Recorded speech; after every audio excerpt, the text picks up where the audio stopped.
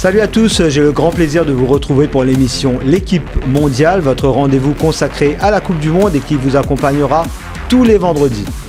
Cette émission vous est proposée en partenariat avec Canal+. Et au menu du jour, on aura l'actualité du mondial avec nos deux invités Joe Tchoupula et Guillaume Weber, suivi d'une longue interview de l'ex-international français Guillaume Waro, qui était à Maurice le week-end dernier en tant que parrain de la Decathlon Kids Cup, qui nous livre des analyses extrêmement intéressantes sur cette Coupe du Monde. Ça sera à suivre tout à l'heure. Et il y aura aussi plein de cadeaux à gagner, des goodies de la Coupe du Monde offerts par la Foire Fouille et Sport 2000, avec une question qui sera posée en milieu d'émission. C'est la fête du foot chez la Foire Fouille, ne l'oubliez pas. Alors on a le grand plaisir de vous accueillir en studio, Joe Tchoupula, ancien sélectionneur du Club M et actuellement directeur technique du RM Club by AFN. Joe qui est très occupé avec la Decathlon Kids Cup en ce moment. Oui, très occupé, mais quand on a une invitation de ta part, Azmal, c'est toujours un plaisir parce que ça rappelle quelques souvenirs de quelques événements qu'on a fait ensemble. Donc pour moi c'est un réel plaisir de me retrouver de nouveau avec toi sur le plateau. Voilà. Le plaisir est partagé. Parle-nous un petit peu de cette AFN Cup alors. Oui, voilà, donc c'est la Decathlon, donc c'est la deuxième année. Déjà merci à Decathlon aussi parce qu'ils ont suivi dans ce projet qui est un projet énorme avec pratiquement une vingtaine d'équipes qui viennent de toute l'île Maurice. Donc ce sont des kids parce qu'on voulait absolument dès le départ montrer qu'au niveau des kids il y avait des passions qui allaient naître. Donc ce sont des gamins de 8 à 9 ans et ça se passe sur des tournois qualificatifs en 3 zones. Et là, on va avoir la chance ce week-end d'avoir effectivement les 16 qualifiés en U8 et les 16 qualifiés en U9.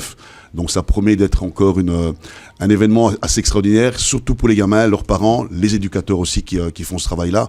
Et avec la chance cette année qu'on a par exemple d'avoir que la MFA, grâce à M. Samir Soba, nous a homologué le tournoi, qui pour nous est quelque chose d'assez important parce que c'est un tournoi qui va durer sur quelques saisons. Donc voilà.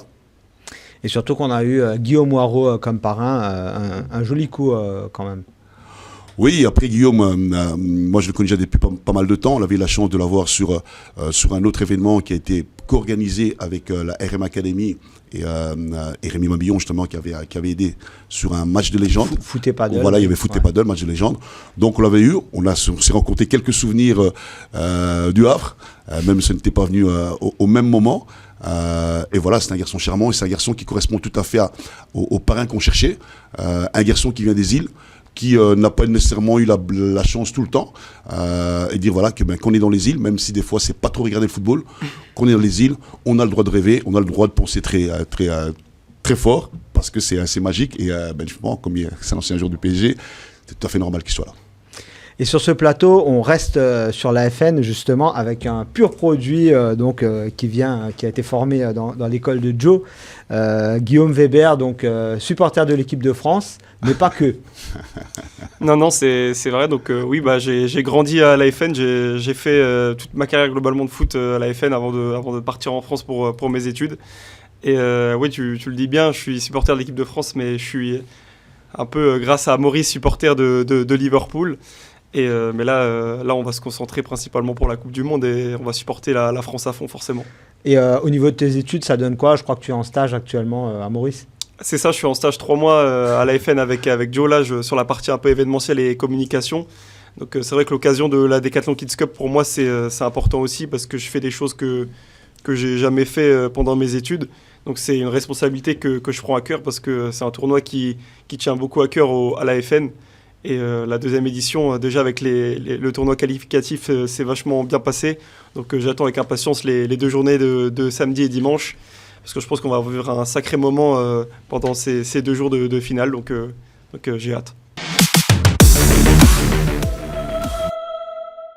From 11th June to 19th July, everything can wait. The FIFA World Cup 2026. Stream all 104 matches at only 500 rupees per month for 6 months, then 900 rupees per month. Live on SuperSport FIFA World Cup Central and FIFA World Cup Extra in the DSTV English Plus add-on. Available with Canal Plus app included. Subscribe now. Alors on débute par la une de l'équipe, c'est un petit peu la marque de fabrique de l'équipe, il y a de l'info, mais il y a aussi libre cours à la créativité, on fait des choix éditoriaux aussi, avec cette statue de la liberté qui court avec le ballon, ça vous inspire quoi messieurs? Ça fait peur un peu, non? C'est un peu flippant l'image. Ouais, je pense que les gamins vont peut-être pas trop bien comprendre ça, mais bon après on connaît quand même ce que ça représente ce statut-là. On va pas rentrer dans les polémiques tout de suite, hein, sans langue de bois. On va garder ça pour après. Ben voilà, t'as bien dit. C'est un titre qui est vraiment révélateur. C'est un mondial où voilà, on va pas de liberté, on va pas là, ça va pouvoir s'exprimer. Et le football a cette qualité, cette chance de pouvoir réunir du monde. Donc j'espère que ça serait une belle fête du football et que le statut de la liberté pourra enfin peut-être sourire parce qu'il est là encore un peu fâché. Donc à la fin, si tu as dit l'équipe à la fin, je pense qu'il aura le sourire, il aura le smile. En tout cas, j'en profite moi pour donner un petit carton rouge quand même à la douane américaine. On a eu le match d'ouverture hier, mais il se passe quand même des choses assez troubles, assez bizarres. Il y a un arbitre africain, somalien, qui s'est fait expulser. Il avait tous ses documents en règle. C'est quand même incroyable. Il a été élu meilleur arbitre de l'année par la CAF. Et comme par hasard, le lendemain de son expulsion, il a été nommé pour la finale de la Supercoupe, donc entre PSG et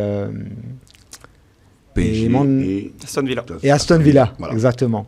Et qu'est-ce que ça vous inspire, vous, de voir un arbitre africain traité de la sorte? Il y a aussi 500 supporters de Côte d'Ivoire, je crois, qui n'ont pas eu leur visa pour entrer aux États-Unis. Il y a plein d'histoires encore comme ça.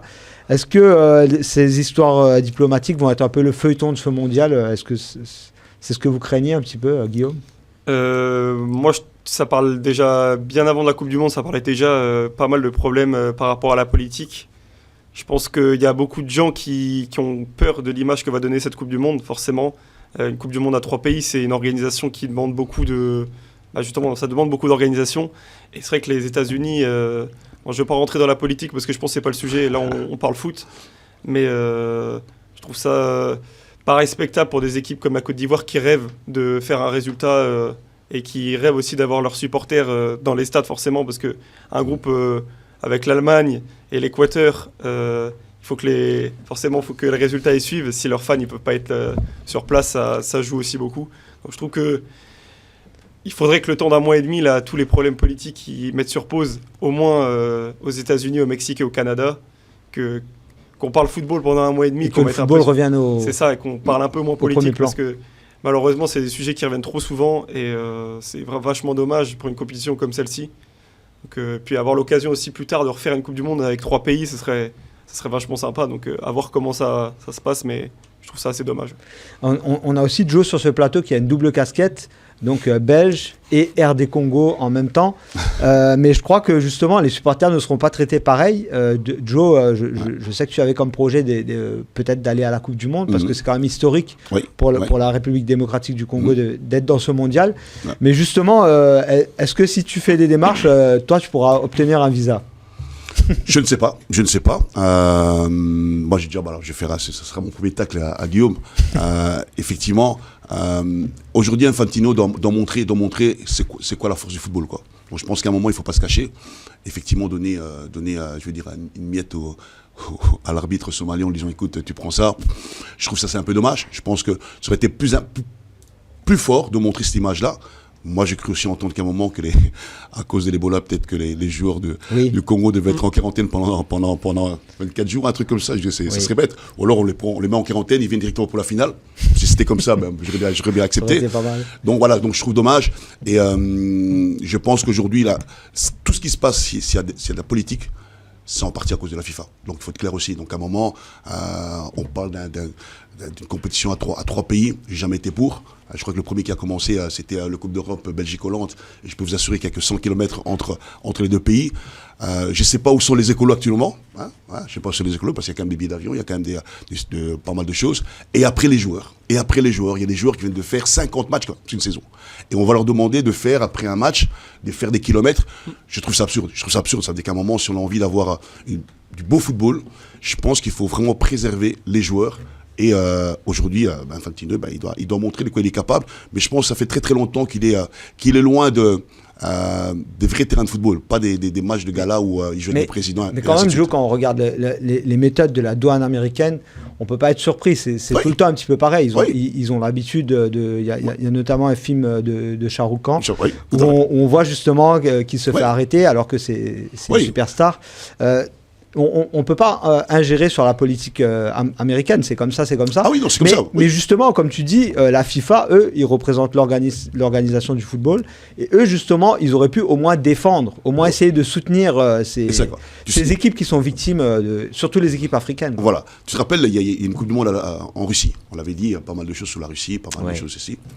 Ça c'est super bien. Le Qatar aussi. Le Qatar beaucoup aussi. voulaient boycotter. Alors moi, j'ai boycotté. Et là, bizarrement, plus personne. Moi, j'ai boycotté. C'est la première année où j'ai commenté aucun match de la Coupe du Monde. J'ai regardé aucune finale. Voilà, parce que il y avait des choses qui me tenaient à cœur et que j'avais pas trop envie de le faire. Mais à l'époque où il y a eu la Russie, qui est quand même un pays aussi énorme. C'est un pays aussi qui est quand même difficile d'accès. Ça s'est bien passé. Là, ici, on a l'impression qu'on est sous la Trumpmania. De toute façon, il faut qu'il y ait du buzz. Et je pense qu'à un moment, le buzz, ça peut faire flipper. Ça, c'est une première chose. Et deux, ça peut donner une mauvaise image. Donc moi, je suis un peu... je mets ça de côté parce que je suis déçu de ce comportement-là. Par contre, je vais me concentrer que sur ce qui va se passer sur le terrain. Après le reste, comme je dis, il y a des politiques. Parce que même si on ne se mêle pas des politiques des pays et d'ingérence, croyez-moi, pour avoir une Coupe du Monde, la politique rentre dedans. Donc voilà. Et moi, comme je dis, 3 pays pour organiser la Coupe du Monde. Moi, je pense aux joueurs. Alors, je suis de la vieille génération où on s'entraînait pendant la semaine, on jouait le dimanche à 15h, pas plus. Là, aujourd'hui, on s'entraîne le lundi, on joue mardi. On s'entraîne le jeudi, on joue vendredi. Non. Donc, à un moment, il faut préserver ça si on veut avoir du spectacle. Et c'est ça qui tue un peu le football aujourd'hui. De toi à moi qui a regardé le match hier. On en a regardé un peu. Moi, ce matin, j'ai regardé un peu quelques extraits. Mais je ne vais pas me lever à 5h du matin pour commencer à regarder le match. Non. À un moment, donc, il faut régler ça. Parce que le football, tout le monde aime le football. Et il faut le mettre en place. Donc, ça sera un peu mon coup de gueule. Vivez la Faya Coupe du Monde avec Sport 2000. Est-ce qu'ils te connaissent? Tu as gagné 4 000 roupies voucher Sport 2000. Si tu ne connais, suis-moi.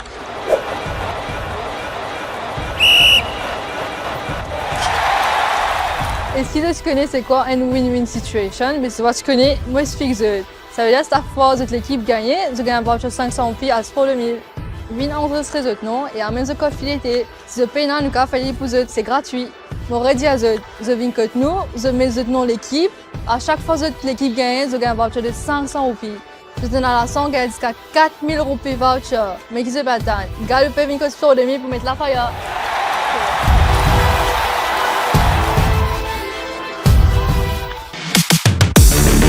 Joe me tend la perche. Le match d'ouverture hier, c'était donc Mexique, Afrique du Sud. Moi, ce que j'ai retenu, le Mexique a fait une très bonne entrée en matière. C'était pas un match extraordinaire parce que l'Afrique du Sud, justement, avait mis le bus. Oui. C'est une équipe assez limitée, assez décevante aussi par les choix tactiques de l'entraîneur qui a mis 5 derrière. Par contre, ce qu'on a retenu, c'est qu'il y avait une pluie de cartons rouges. On voit les nouvelles lois qui entrent en jeu et la façon dont ils donnent les cartons rouges directs. On voit un signal fort qui est lancé finalement, Guillaume, direct. Oui, et puis c'est bien aussi de savoir que tous les règlements sont bien mis en place, que ça va être une bonne chose déjà pour le début de la compétition. Et puis en soi, le Mexique a fait le travail hier, hein, comme tu le dis bien. Mais c'est vrai que malheureusement, l'Afrique du Sud n'a pas montré forcément une bonne image hier d'une équipe avec des ambitions. Le coach a fait ses choix forcément contre une équipe qui accueille le premier match est chez eux, donc forcément il faut jouer avec ses cartes. Avoir joué à 5 derrière, c'est un choix. Malheureusement, oui, ça n'a pas payé. Ils n'ont pas réussi grand-chose hier, c'est dommage. Mais encore une fois, c'est le premier match. Peut-être qu'il va y avoir des ajustements tactiques. Il faudra aussi suivre ça de près. Mais je pense que le Mexique peut faire très peur aussi à ce premier groupe. Ouais. En tout cas, deuxième match, c'était vendredi matin à 6h du mat pour l'élève très tôt. Et donc le match Corée du Sud, République tchèque a passionné vraiment Guillaume. Ouais, Et il connaît le nom de tous les joueurs, mais je te dis sur les bouts des doigts. Hein. Je lui fais la passe, tu peux y aller. Tiens, passe D, vas-y. Non, on te laisse ce match, Guillaume. Malheureusement, le nom des joueurs, ça va être trop compliqué. Non, mais c'est vrai qu'on a eu quand même une première mi-temps assez compliquée hier, avec beaucoup d'occasions côté coréenne. Mais non, la deuxième mi-temps beaucoup plus animée, avec un premier but sur une longue touche de la République tchèque qui joue beaucoup sur ses atouts de coups de pied arrêtés et longue touche. Ah, ils sont inspirés d'Arsenal, tu veux dire? Ouais, mais c'est pas forcément un football qui fait plaisir à voir. C'est ça, voilà. C'est Surtout à 5h du matin, quoi. Ouais, pour voir des longues touches, franchement, vaut mieux rester au lit. Mais non, les Coréens ont super bien joué, très bien. Ils ont remporté la rencontre. Je crois que c'est le 4e match en Coupe du Monde qui gagne 2-1 de leur histoire, mais en perdant 1-0 en plus. Donc franchement, c'est une très belle équipe coréenne que je pense qui peut faire mal à l'équipe du Mexique dans ce groupe A. Moi, je la vois première du groupe. Je ne vais pas faire de pronostics encore, mais ce que j'ai vu m'a semblé convaincant. Et puis, ils ont des bons joueurs. Hein. On sait que Minson, maintenant, est aux États-Unis. Donc, il connaît un petit peu aussi, lui, l'environnement.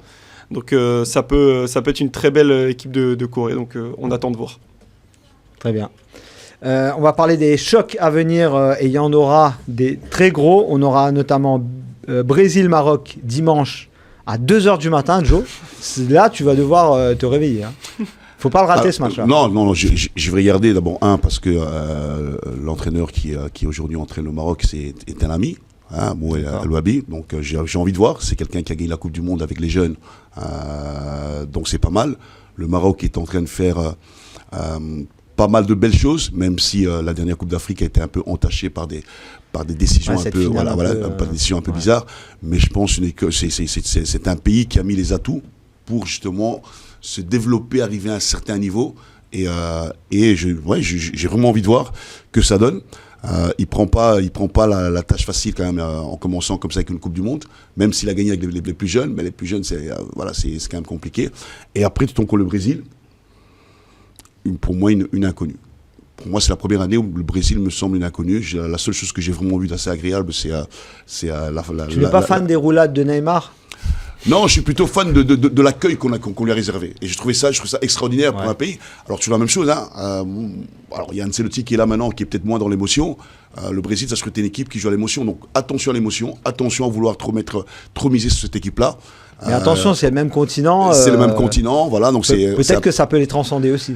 Ouais, ça peut être transcendé, mais ils ont joué chez eux, ils ont quand même pris un 7-0 quand même, hein, contre l'Allemagne. Donc à un moment, c'est c'est aussi très tard. 7-1, ouais, voilà, c'est aussi très tard. Ouais, c'était très tard, je crois, très tard, donc j'ai oublié un peu le truc, c'était 22-23 heures. Non, le Brésil aujourd'hui, j'espère qu'ils vont nous produire du bon football, quoi. Mais attention, il y a Carlo Ancelotti sur le banc. Hein. Peut-être aussi, ça serait un autre football. Donc aujourd'hui, est-ce que... Déjà là, je vois une petite évolution tactique. Ouais. Apparemment, Hendrick, qui est attaquant à Lyon, il pourrait être latéral. Donc peut-être que c'est une tactique qu'Ancelotti va lancer, on ne sait pas. Oui. Après, c'est un groupe, le Brésil, c'est un groupe qui, en qualification, nous a pas forcément montré que... voilà, ils allaient pour faire quelque chose au mondial. Après... Et puis récemment, il y a 1 mois et demi à peu près, il y a eu un Brésil-France. Et on a vu que c'était le jour et la nuit, les deux équipes, quoi. Oui, moi aujourd'hui je dis sincèrement le Brésil, je suis un peu attristé pour les anciens qui rêvent de ce Brésil-là. Ouais. Chaque année on rêve du Brésil. Surtout à Maurice, il y a beaucoup de fans du Brésil. Moi aussi, pendant très longtemps je rêvais. Mes parents me parlaient moi j'ai vu le 82, mais parlaient de Rivellino, le machin chouette. Ouais. Ça fait des années où effectivement on voit des joueurs brésiliens qui sont extraordinaires, mais on ne voit pas une équipe brésilienne qui est extraordinaire. Et c'est ça qui est dommage, que ça déclare tout le talent qu'il y a. C'est compliqué. J'écoutais Romario qui disait peut-être qu'il serait temps de garder les joueurs brésiliens plus longtemps chez eux pour justement développer. Ce que j'allais dire, le Brésil, voilà. Pourquoi est-ce qu'il n'est plus le Brésil? Parce qu'ils sont trop partis vers l'Europe. Voilà, c'est ça quoi. Ouais. Mais après, d'autres pays te diraient, la France qui a gagné la Coupe du Monde, il y avait combien de joueurs qui jouaient? Il y avait Guy Varch, il y avait Charbonnier qui joue en France. Donc, il y avait Dugarry attaquant. Ouais, voilà. Donc voilà, la difficulté elle est là. Aujourd'hui, le Brésil, je trouve que c'est plus une équipe brésilienne, encore moins avec Ancelotti, même si je sais que beaucoup de gens vont me tailler là-dessus. Super entraîneur, beaucoup de trophées, mais je suis pas sûr que c'était le bon choix. Deuxième gros match à suivre, messieurs, Allemagne-Curaçao. Je ne sais pas si je l'ai bien prononcé. Dimanche à 21h. Pourquoi est-ce que c'est un match qu'on doit rater pour rien au monde, Guillaume? Je sais pas s'il faut le rater pour rien au monde, Azmal, mais écoute, c'est un premier On va avoir test. des buts, quoi. C'est un premier test Combien, pour l'Allemagne. 7-0, 8-0? Je vais pas dire de score parce que Voilà. il faut encore qu'on voit ce que l'Allemagne peut nous réserver. Et c'est vrai que Voilà. l'équipe de Curaçao va sûrement jouer un peu comme l'Afrique du Sud, avec un bloc très bas. Ouais. Forcément avec une équipe allemande qui arrive avec l'envie de mieux faire, avec 2 dernières Coupes du Monde un peu compliquées. Donc une équipe jeune, une équipe avec de l'ambition. Moi je vais surtout Florian Wirtz parce que voilà, je sais qu'il a eu une année compliquée avec Liverpool, mais avec l'Allemagne c'est différent. Donc je pense que ça va être un beau match à suivre. Ouais. Et faudra voir si on aura des buts ou pas. Je pense qu'on va avoir un beau match. Ça va plus être un match à sens unique pour moi, mais on peut espérer un petit miracle de Curaçao. Ouais. Espérons. Le dernier match, avant-dernier match dont on va parler, l'explosif Belgique-Égypte. Donc là, le cœur de Joe va faire boum boum parce qu'il y a Mo Salah qui sera face à Kevin De Bruyne. Kevin De Bruyne, Lukaku, voilà. Et ça, c'est lundi à 23h. Hein. Ouais, c'est peux le noter dans ton agenda. faisable. C'est faisable. Oui, non. Voilà, l'Égypte, voilà, j'ai vu l'Égypte en Coupe d'Afrique, pas mal. C'est une équipe qui a réellement plu. Et je trouve un Mo Salah un peu plus. Il a un impact sur l'équipe de manière collective. Avant, il avait l'impact de manière individuelle. Et là, je trouve que c'est pas mal. Je pense que c'est un Mo Salah qui est complètement différent de ce qu'on a vu il y a quelques années. Plus distributeur et moins dribbleur, peut-être. Voilà. Il est plus distributeur. Tu sens vraiment qu'il a un impact psychologique, mental. Il est en place. Donc ça, c'est bien. La Belgique, on attend depuis pas mal de temps. Les frites, elles sont froides depuis qu'on attend qu'il fasse quelque chose de bien. Il nous donne faim, là. Voilà. Mais c'est parle de une équipe, frites. voilà. Mais c'est une équipe qui a quand même du talent, quoi. Après, j'aime bien Rudy Garcia aussi parce qu'il a quand même su garder une certaine maîtrise du football belge. C'est-à-dire ce qui est un peu Et puis il y a ton joueur préféré, Lukaku. Voilà, il y a mon jeune petit frère, on va dire, Lukaku. Donc voilà, je pense que c'est aussi les dernières années pour De Bruyne, c'est Lukaku, je pense que c'est la dernière année aussi. Donc ils ont à cœur de vouloir faire quelque chose de bien, mais la Belgique reste toujours la Belgique. Ça veut dire ils sont champions du monde des matchs amicaux. Donc après, Et après, voilà. ils vont se faire taper en demi-finale Voilà. par l'équipe C'est de ça. ce monsieur-là. Et après, il y aura le Sun. Voilà. Après ça sera compliqué. Ça sera compliqué. Le 4e et dernier gros match à suivre absolument, c'est France-Sénégal, mardi à 23h. Il y a beaucoup de gens à Maurice qui voudront absolument que le Sénégal batte la France. Et forcément, je pense que les T'es Sénégalais. habitué. Bah forcément, après Tape sur Google 2002, tu vas voir que c'était magnifique. voilà, Papa Bouba Diop, c'était il y a on ne laisse 24 pas ans. parler, on laisse pas. C'était il y a 24 ans. Je pense qu'il y a eu un changement d'effectif assez global. Ouais, non, c'est, excuse-moi, mais c'est, j'en profite parce que c'est l'équipe du Sénégal. Il faut voir aussi. C'est Très solide. Elle est solide, mais elle me fait quand même un peu peur parce que dans son comportement, j'ai l'impression qu'au niveau, Par rapport à la finale, quand ils ont pété les plombs. Voilà, au niveau émotionnel, j'ai quand même l'impression qu'il risque d'avoir du mal. Et là, en face, t'as quand même une équipe solide. Aujourd'hui, pour moi, alors j'aime pas trop dire ça, la meilleure équipe en termes de gestion d'émotions, gestion tactique, gestion intellectuelle. Alors il y aura un seul problème, ce sera le cas Mbappé, je pense. Ok, mais je pense qu'aujourd'hui c'est la meilleure équipe. Si la France ne gagne pas, je trouverais ça dommage. Il faudrait rappeler à Platini pour qu'il soit président, qu'il organise une Coupe du Monde. Guillaume, ta lecture du match? Bah écoute, moi je pense que le Sénégal va être plutôt dans une optique d'être revanchard de cette CAN justement, de se dire que ils auraient dû être champions d'Afrique. C'est eux les champions d'Afrique. C'est ça, je pense qu'ils ont vu le petit espoir avec la Côte d'Ivoire qui battent la France en amical. Ils disent ok, en Afrique on est capable de faire un résultat contre une équipe de la sorte. Moi je pense que la France ils savent qu'il faut aussi qu'ils montent leur jeu. Moi je pense que Joe il le dit bien, le cas Mbappé ça va être un problème pour l'équipe de France assez rapidement si il monte pas que sur le terrain, il est capable aussi de faire la différence. Là les 2 matchs amicaux, il a montré que là il n'est pas encore dedans. Messieurs, vous parlez d'Mbappé. N'oubliez pas qu'il y a un certain Michael Olise qui vient de mettre un hat-trick. Oui, Michael le disait, Dembélé, oui. Oui, mais ils ont un effectif mondial. Enfin, ils ont les meilleurs joueurs du monde dans l'équipe. Ouais. Mais le problème, c'est est-ce qu'il n'y a pas trop de bons joueurs? Est-ce que Deschamps, il va réussir à se dire que ok, il faut qu'on aligne ça, il faut qu'on sacrifie un tel. Pour moi, Et il y a Dembélé, Ryan Cherki qui explose aussi. Il a été excellent au premier match amical. C'est un choix d'entraîneur, c'est un choix qui va être compliqué.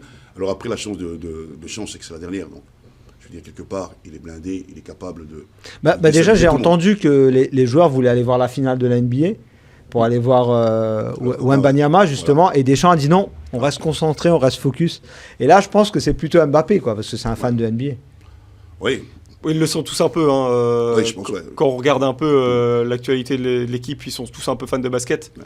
Mais moi, pour revenir un peu à l'équipe en général, je pense que Deschamps il va devoir faire des sacrifices.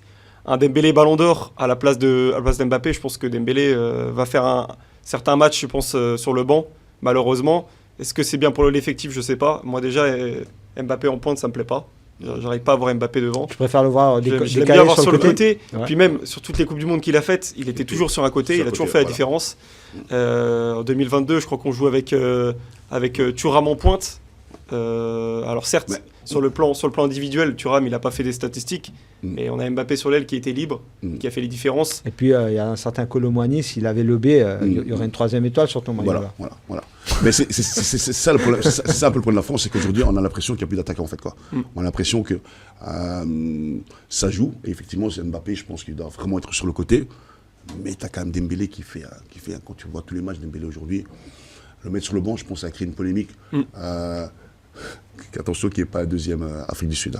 Attention, parce que je pense qu'ils sont tous à un moment... les égos qu'il y a, tu penses que ça peut exploser? Voilà, je dis attention quand même, parce que là aujourd'hui, il ne faut pas qu'il y en ait un qui étouffe les autres. Donc je ne sais pas comment Deschamps va le faire. Je ne sais pas. Il a toujours trouvé des stratégies, parce que Deschamps, pour ça, je pense qu'on peut laisser aussi la couronne du meilleur entraîneur depuis quelques années quand même aussi. Voilà. Donc s'il arrive à le faire, tant mieux. S'il n'arrive pas à le faire, j'ai un peu peur.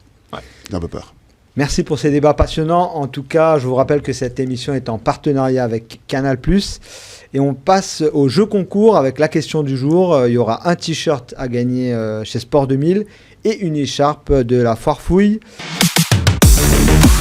Comment jouer? En fait, ça concerne tous les internautes. On va vous poser une question. Il suffira de répondre en inbox sur la page Facebook de l'équipe. Et donc, vous envoyez votre réponse. Et les gagnants seront désignés par tirage au sort et annoncés dans la prochaine émission. Alors la question du jour, qui sont les 3 joueurs qui ont été expulsés lors du match d'ouverture du Mondial 2026, Mexique, Afrique du Sud? Donc il y a eu 3 cartons rouges, il faut donc nommer les 3 expulsés dans l'ordre d'après la chronologie du match. Et donc après vous mettez votre nom et votre numéro de téléphone et donc que le meilleur gagne. En tout cas, je vous remercie, messieurs, d'avoir participé à cette émission L'équipe mondiale. On continue avec l'interview exclusive de Guillaume Moirot. Restez avec nous parce qu'il va vous révéler pas mal de choses. Bonjour Guillaume, bienvenue à l'île Maurice encore une fois. Donc vous avez découvert l'équipe sport. Et qu'est-ce que vous pouvez nous dire un petit peu du magazine ? Nostalgique parce que ça me rappelle l'équipe de Paris là-bas. Et j'aime bien le format, j'aime bien. Aujourd'hui tout est digital et ouais, ça fait un petit quelque chose d'avoir les papiers, de tourner. Et puis franchement, bravo, félicitations, c'est un très beau magazine. Guillaume, vous êtes consultant pour Ligue 1 Plus en France et en Suisse pour la Ligue des Champions. Mais il y a un grand événement qui approche, c'est la Coupe du Monde. Quels sont vos favoris pour ce mondial ? Quand on voit le potentiel offensif de l'équipe de France, on est obligé de mettre l'équipe de France en tant que favori numéro 1. Mais le 1 bis pour moi c'est le Portugal, forcément. Ils ont pas mal de champions d'Europe aussi. Donc ils vont arriver avec un Cristiano Ronaldo qui, quoi qu'on dise, sera toujours en mode compétiteur. Il va toujours vouloir bien faire. Donc pour moi le Portugal est quand même un des favoris, si ce n'est le favori, parce qu'ils ont un collectif pour moi beaucoup plus rodé que l'équipe de France. Maintenant l'équipe de France, voilà, avec les joueurs qu'ils ont, on sait que sur une action, sur un geste, sur l'instinct, ils peuvent faire basculer un match. Et donc France-Portugal. On va parler de l'actu du moment, la Coupe du Monde. On passe à 48 équipes, il y aura 104 matchs. Ça va se jouer dans 3 grands pays, États-Unis, Canada, Mexique. On comprend qu'il y a beaucoup d'argent en jeu, mais en ouvrant autant le mondial, est-ce que ça risque pas de gâcher le spectacle quelque part ? Mais ça dépend quel est ton point de vue. Pourquoi tu regardes le mondial ? Je pense que tu as les amoureux de foot qui, eux, plus ils voient de matchs, plus ils sont contents. Tu as les fans de leur nation qui vont que regarder les matchs de leur nation. Et on pourra toujours redire. Il y a des choix qui sont faits. Malheureusement, il faut les accepter, sinon il faut monter un groupe et faire signer des pétitions. Donc on le sait très bien, l'argent c'est le nerf de la guerre. Et puis pour moi, il faut toujours voir le positif et les opportunités. Ça donne plus d'opportunités à des nations plus petites qui n'auraient jamais rêvé faire la Coupe du Monde. Donc forcément, en fonction c'est assez subjectif, en fonction de qui parle, pour qui il parle. Je pense que Curaçao, tu vas faire une interview là-bas, mais ils sont tous on fire, tu vois. Donc il faut penser aussi à ces gens-là et c'est ça que moi j'aime, l'équité, la compétitivité aussi dans ce milieu-là. Et la Coupe du Monde, on parle du monde. Donc en un mois, à un endroit, il y aura le monde qui sera réuni pour fédérer autour de la cause, de notre passion, le football.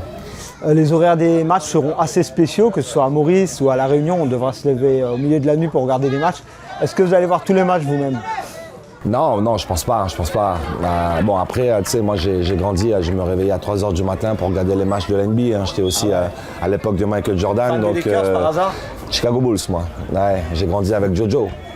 Mais non, je pense que moi aussi, je vais choisir mes matchs. Il y a certaines affiches qu'il ne faudra pas louper. Après, ça dépend. La Coupe du Monde, ça veut dire forcément tu regardes ça avec des potes, avec la famille. Ça va être celui qui va organiser le meilleur barbecue. Et puis, je pense que le plus tôt ça commence, plus tard ça finira, généralement. Beaucoup de critiques pleuvent sur les États-Unis, son président Trump. Il y a la présence de l'Iran, il y a des problèmes de visa qui ne sont pas donnés aux supporters de certains pays, notamment pour le Sénégal. On voit que la géopolitique empiète un peu sur le sportif.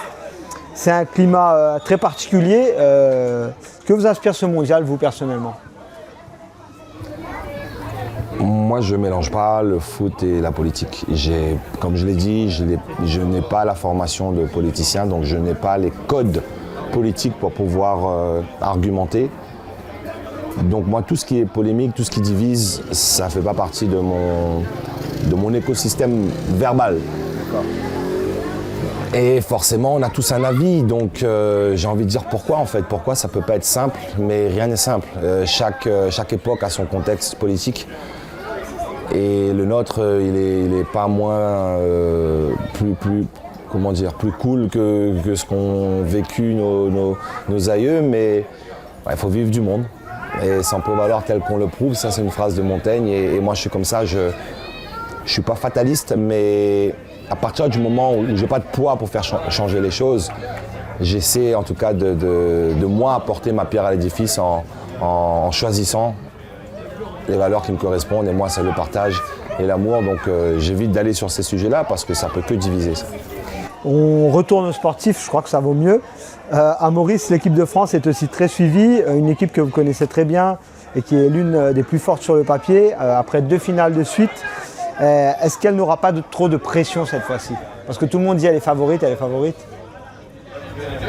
On a besoin de la pression pour performer. De toute façon, la pression, c'est ce qui t'anime. Avant de monter sur le terrain, quand tu as cette boule au ventre, c'est parce que tu as envie d'en découdre, tu as envie voilà, c'est une montée d'adrénaline, donc tu as besoin de la pression.